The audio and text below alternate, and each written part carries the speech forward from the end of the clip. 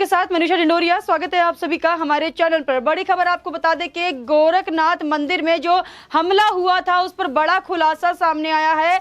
मुर्तजा अब्बासी नाम के जिस व्यक्ति ने हमला किया था पीएसी के 2 जवानों पर, वो पकड़ा गया है। साथ ही आपको बता दें कि बड़ी खबर यह है एटीएस इस पर जांच कर रही है और जांच के द्वारा जो भी सामने निकल कर आ रहा है वो सब हम आपको बताएंगे। और इसमें जो अधिकारी है वो जो है जांच लगी हुई है, बड़ी बड़ी जांच एजेंसियां लगी है, पूरी एटीएस की जो टीम है इसमें जांच कर रही है। साथ ही आपको बता दें कि ये जो हमलावर है अल्लाहू अकबर के नारे लगातार लगा रहा था, तो इसी के चलते देखिए जो मजहबी नारे लगाए गए थे गोरखनाथ टेंपल के बाहर ही, तो तभी से ये आशंका लगाई जा रही है कि ये मजहबी नारों के साथ कोई भी आम आदमी आके इस तरीके से हमलावर नहीं हो सकता है, कोई ना कोई बड़ी साजिश जरूर है। इसीलिए देखिए गोरखपुर में जो एटीएस की टीम है वो इसमें कड़ी जांच कर रही है और जांच करने पर देखिए जिस तरीके से उस आदमी को पकड़ा, जब हमलावर को पकड़ा तो उस समय उसके पास से एक लैपटॉप, पेन ड्राइव, उसका मोबाइल और पैन कार्ड बरामद हुआ, जिसमें पैन कार्ड में उसका नाम मुर्तजा अब्बासी निकल के आया सामने। और साथ ही आपको बता दें कि जो मुर्तजा अब्बासी है वो कोई ऐसा वैसा आदमी नहीं है, पढ़ा लिखा आदमी है। उसने केमिकल इंजीनियरिंग की है मुंबई के एक कॉलेज से, देखिए जाने माने कॉलेज से उसने केमिकल इंजीनियरिंग की है और मुंबई में ही वो रहता था अपने फैमिली के साथ में और वहां पर एक अच्छी कंपनी में नौकरी भी करता था। लेकिन 2020 में वो गोरखपुर आया और यहीं रह रहा था 18 महीने से देखिए। और यहां पर रहने का उसका क्या मकसद था ये अभी तक निकलकर सामने नहीं आया है। लेकिन जिस तरीके से खबरें सामने आ रही है, सबसे महत्वपूर्ण सवाल यहां पर यह उठता है कि अचानक ही एक ऐसा व्यक्ति गोरखनाथ टेंपल में घुसने की कोशिश करता है और वहां पर मौजूद जब पीएसी के जवान उसकी चेकिंग करते हैं तो चेकिंग करने के दौरान ही वो एक धारदार हथियार अपने पास से निकालता है और हमलावर हो जाता है पीएसी के जवानों पर। एक पीएसी के जवान पर वो पैर पे हमला करता है और दूसरे की पीठ पर वो उस धारदार हथियार से हमला कर देता है, लहूलुहान कर देता है पीएसी के जवानों को। और साथ ही देखिए जो मंदिर के गेट पर जवान खड़े हुए थे वो उसे रोकने की कोशिश कर रहे थे, उस पर उसने हमला किया। फिर उसके साथ ही आपको बता दूं कि वो अल्लाहू अकबर चिल्लाते हुए वहां पर सब पर हमला करने लगा, जहां कांस्टेबल अनुराग राजपूत और एआईयू अधिकारी ने उसे रोक लिया था। खबर है कि अब्बासी अकेला नहीं था। बता दूं कि वो जो मुर्तजा अब्बासी नाम का हमलावर है वो वहां अकेला नहीं था, एक और व्यक्ति उसके साथ में था। लेकिन जब वो पकड़ा गया तो जो व्यक्ति उसके साथ में था वो वहां से फरार हो गया, भाग गया वहां से। शुरुआती जांच में पता चला है कि हमलावर ने अलीगढ़ में पढ़ाई की है और देखिए अलीगढ़ में पढ़ाई करने के बाद उसने मुंबई के एक कॉलेज में एडमिशन लिया और केमिकल इंजीनियरिंग की, वहां से बीटेक किया। हमलावर के पास से एक इंडिगो फ्लाइट का टिकट भी मिला है। महत्वपूर्ण जानकारी है ये, देखिए जो इंडिगो फ्लाइट का टिकट मिला है उससे वो दिल्ली जाने वाला था जो कि 28 मार्च का था। लेकिन वो दिल्ली क्यों नहीं गया इसकी भी जांच हो रही है। तो एटीएस जो टीम लगी हुई है जांच में वो ये भी जांच कर रही है कि दिल्ली जाने का क्या मकसद हो सकता है, क्या कनेक्शन है वहां से जो वो दिल्ली जाने वाला था और दिल्ली फिर क्यों नहीं गया और उसके बाद उसने यहाँ पर गोरखनाथ मंदिर में हमला किया।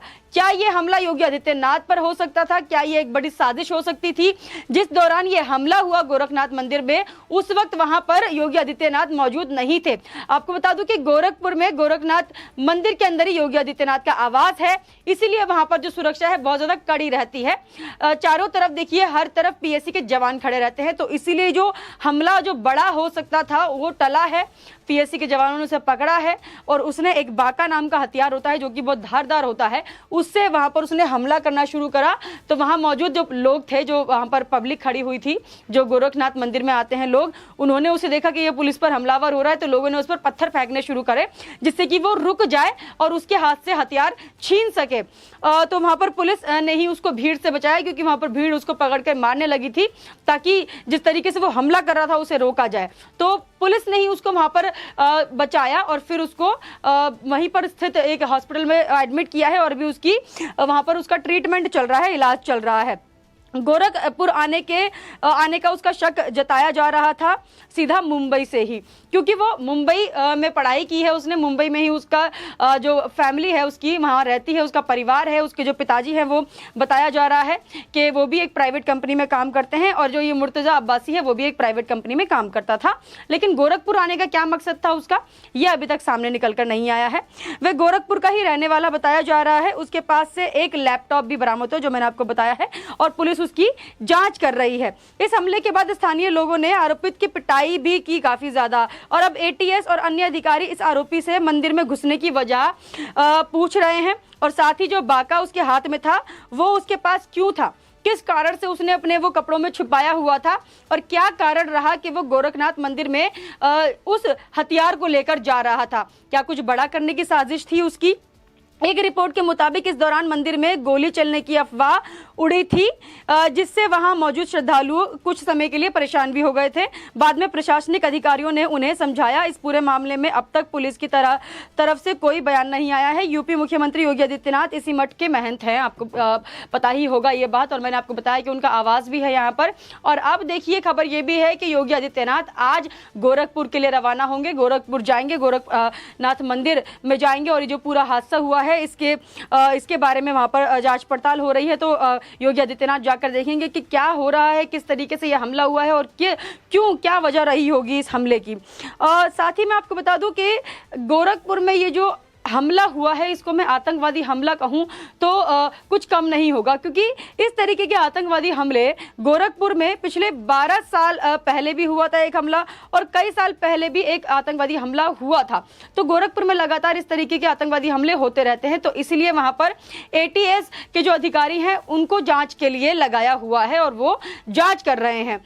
अब आपको बता दूं कि गौरतलब है 2010 में गोरखनाथ मंदिर परिसर में स्थित भीम सरोवर ताल के पास विस्फोट हुआ था।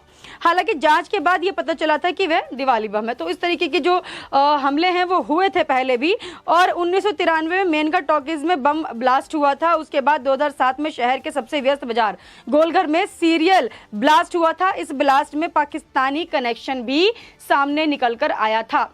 तो अब ये जो मुर्तजा अब्बासी पकड़ा गया है इसके भी कनेक्शन हो सकते हैं किसी न किसी आतंकवादी संगठन से। ये हम ऐसा क्यों कह रहे हैं? देखिए, अगर हम इसको मान लेते हैं कि हाँ कोई सरफिरा था, ऐसे ही घुस गया, और क्या मकसद से घुसा ये किसी को नहीं पता, लेकिन इसको सरफिरा कहना बहुत गलत होगा, क्योंकि इसने अपने बयान में पुलिस को गुमराह करने की काफी कोशिश की है और लगातार अपने बयान बदल भी रहा है। अभी जो इसका लास्ट बयान था मुर्तजा अब्बासी का, उसमें ये बोल रहा था कि उसकी शादी हुई, फिर उसके बाद शादी टूट गई, और बीवी के छोड़ के जाने के बाद मेंटली डिस्टर्ब था, इसलिए चाह रहा था कि कोई इसको गोली मार दे। इसलिए उसने गोरखनाथ मंदिर के बाहर जाकर एक धारदार हथियार लिया और पुलिस पर हमला कर दिया। तो इस तरीके का बयान ये दे रहा है, जिससे कि लोगों को ये लगे कि काफी मेंटली डिस्टर्ब है, सरफिरा है, और बहुत ही टॉर्चर हुआ है इसके ऊपर, बहुत अपने आप को ये साफ दिखाने की कोशिश कर रहा था। लेकिन जिस तरीके से मजहबी नारे लगे उसको कैसे इग्नोर किया जाए? अल्लाहू अकबर का नारा लगाकर लगातार ये वार पे वार किए जा रहा था पीएससी के जवानों पर। क्या इस कनेक्शन को देखा जा सकता है कि ये सरफिरा हो सकता है? एक सरफिरा आदमी मजहबी नारे क्यों लगाएगा? गोरखनाथ मंदिर में जाने का मकसद क्या था? साथ में हथियार लेकर जाने का मकसद क्या था? क्या योगी आदित्यनाथ पर हमला करने वाला था? क्या ये सरकार के विरोध में कुछ करने वाला था? क्या इसका आतंकवादी कनेक्शन था और जिसके जरिए इसको यहाँ पर एक कहते हैं ना ऑपरेशन के तहत यहाँ पर भेजा गया था? क्या इसके पीछे और भी कई कनेक्शन है? क्या और भी लोग शामिल हैं? कई सारे सवाल खड़े होते हैं। इसको एक सरफिरा कहना बिल्कुल गलत होगा, या फिर ये कहना कि एक परेशान आदमी ने, मेंटली टॉर्चर्ड आदमी ने आकर हमला कर दिया, तो ये कहना भी बिल्कुल गलत होगा।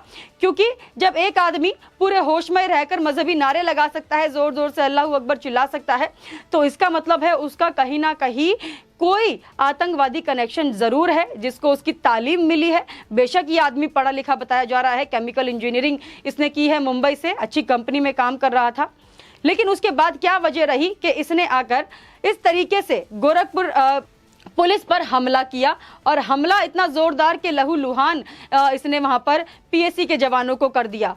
अब इसको जब पकड़ा गया है, पकड़ने के बाद ही जिस तरीके से लगातार अपने बयान बदल रहा है, तो साफ दिखा रहा है कि कोई ना कोई इसके ऊपर जरूर है और इसको तालीम दी गई है, इसको सिखाया पढ़ाया गया है कि क्या करना है क्या नहीं करना है।